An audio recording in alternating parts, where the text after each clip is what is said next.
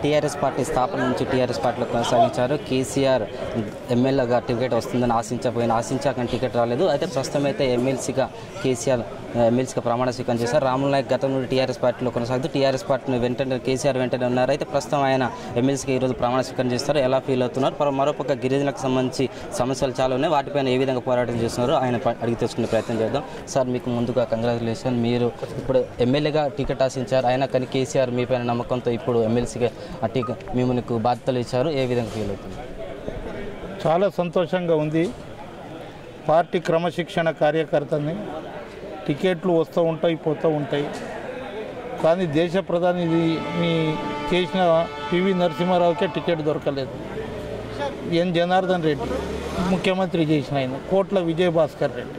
కొన్ని ఈక్వేషన్లలో టికెట్ రాకపోవచ్చు, కానీ పార్టీని నమ్ముకొని ఏదైతే తెలంగాణ రాష్ట్రం వచ్చిన తర్వాత రాష్ట్రంలో ముఖ్యమంత్రి కేసీఆర్ని చూడాలనే తపనతోటి, ఏదైతే గజ్వేల్లో నాకు ఇచ్చిన బాధ్యతతోటి ఆయనను ముఖ్యమంత్రి చూడాలనే ఉద్దేశంతో పార్టీ క్రమశిక్షణ కార్యకర్తగా పార్టీలో డే 1 నుంచి అనేక మంది అటు ఇటు వెళ్ళినా నేను పార్టీని కట్టుబడి ఉన్నా. దాని ఫలితమే ఇవాళ నాకు ఎమ్మెల్సీగా దక్కింది. కానీ ఆయన టికెట్ ఇచ్చినప్పుడు ఇవ్వలేనప్పుడు ఎంత బాధపడ్డాడో, టికెట్ ఇచ్చిన తర్వాత అంటే ఎమ్మెల్సీ ఇచ్చిన తర్వాత చాలా సంతోషం, నాకంటే ఎక్కువ సంతోషం ఇచ్చేయడం జరిగింది. అయితే ఇవాళ గిరిజనకు సంబంధించిన ఒక గిరిజన నాయకునికి ఇవాళ గవర్నర్ కోటాలో ఒక గిరిజనుని ఎమ్మెల్సీ ఇవ్వడం గిరిజనులు అంత సంతోషాన్ని వ్యక్తం చేస్తున్నారు. ఇవాళ మా తాండలో పుట్టిండు, మా దగ్గర పెరిగిండు, తాండలలో ఆడుకుండు.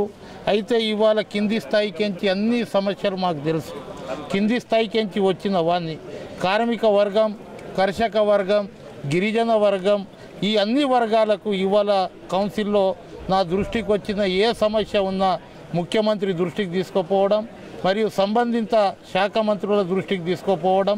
ఏదైతే తాండలను గ్రామ పంచాయతీ అన్నమో, తాండలను గిరిజన గూడాలను గ్రామ పంచాయతీ అన్నమో, 12% ఏదైతే ఎన్నికల మేనిఫెస్టో అన్నమో అది అమలు అయ్యే వరకు నేను తూచ తప్పకుండా ప్రభుత్వం దృష్టికి తీసుకువెళ్ళడం జరుగుతుంది.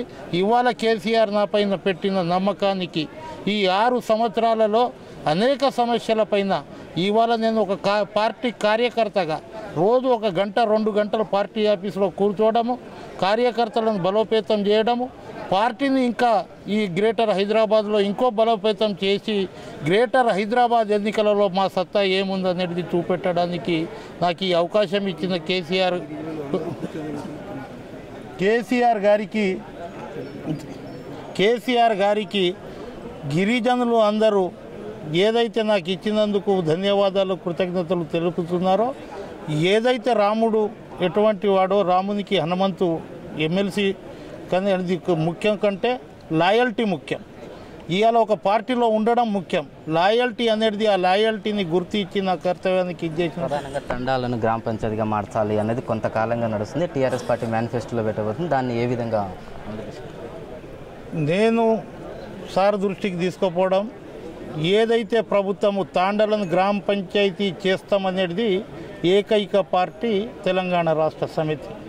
ఆ రోజులలో కాంగ్రెస్ పార్టీ, తెలుగుదేశం పార్టీ ముఖ్యమంత్రులు ఉన్న వారికి గిట మా గిరిజన సంఘ నాయకులు బంజారా సేవా సంఘ్, బంజారా భేరీ, నంగారా భేరీ అనేక సార్లు మెమోరాండం ఇచ్చిన చేస్తాం చూస్తాం అనే పద్ధతిలో దాటివేసిన ముఖ్యమంత్రులు ఉన్నారు. ఏదైతే కేసీఆర్ మాట ఇచ్చిండో ఆ దానికి 100% జీవో వస్తుంది. తాండాలు గిరిజన గూడాలు గ్రామ పంచాయతీ అవుతుంది. గూడాలు గ్రామ పంచాయతీ అయిన అంత మాత్రాన ఏదైతే వాళ్ళకి ఉన్న ఫెసిలిటీస్ కానీ, రోడ్లు కానీ, డ్రింకింగ్ వాటర్ కానీ, హెల్త్ కానీ, ఇవి అన్నీ తూచ తప్పకుండా ప్రభుత్వం ఇది చేస్తుందని. మరోపక్క గిరిజన సమితి ఇప్పటివరకు మినిస్టరే లేదు. మీరేమైనా మినిస్టర్ వచ్చే అవకాశం ఉందండి? ఇప్పుడు మంత్రి అనేది SC, ST, BC, minority welfare అయినా ఏ ముఖ్యమంత్రి పెట్టుకోడు. ఈ కులాలకు వాళ్ళ ఆర్థిక అభివృద్ధి ఏ విధంగా జరగాలి, వాళ్ళ ఏదైతే ఎస్టీల బడ్జెట్ని మోటివేట్ చేయడం, ఎస్సీలది ఇది మోటివేట్ చేయడం జరుగుతుంది. అందు గురించి ఆయన అతని దగ్గర పెట్టడం జరిగింది. కానీ గిరిజనులకు పార్టీ 9, 7, 8, 9 టికెట్లు ఇచ్చిన తర్వాత గిరిజనులు ఏ విధంగా గెలవాలనే పట్టుతోటి ఇవాళ 5-6 మంది నా ఎంబడి ఉన్న శాసనసభ్యులు నాతోటి కార్యకర్తలు ఉండవచ్చు, శాసనసభ్యులు ఉండవచ్చు, చిత్తశుద్ధిగా వాళ్ళని గెలిపించుకొని రావడం జరిగింది. ఈ తప్పకుండా మంత్రివర్గంలో ఇస్తారు, కానీ ఈ దానికే ఒక పెద్ద రాద్ధాంతం చేసే అవసరం లేదు. డెఫినెట్గా ఎవరైనా ఒక గిరిజనుడు మంత్రివర్గంలో రావచ్చు. కేసీఆర్ తనపైన పెట్టిన బాధ్యతలు అన్నింటినీ నిర్వహిస్తాను, మరోపక్క గిరిజనుల సమస్యల కోసం పోరాడతామంటూ ఎమ్మెల్సీ రాములు నాయక్ అంటున్నారు. నాగేతో రమేష్, YTV, హైదరాబాద్.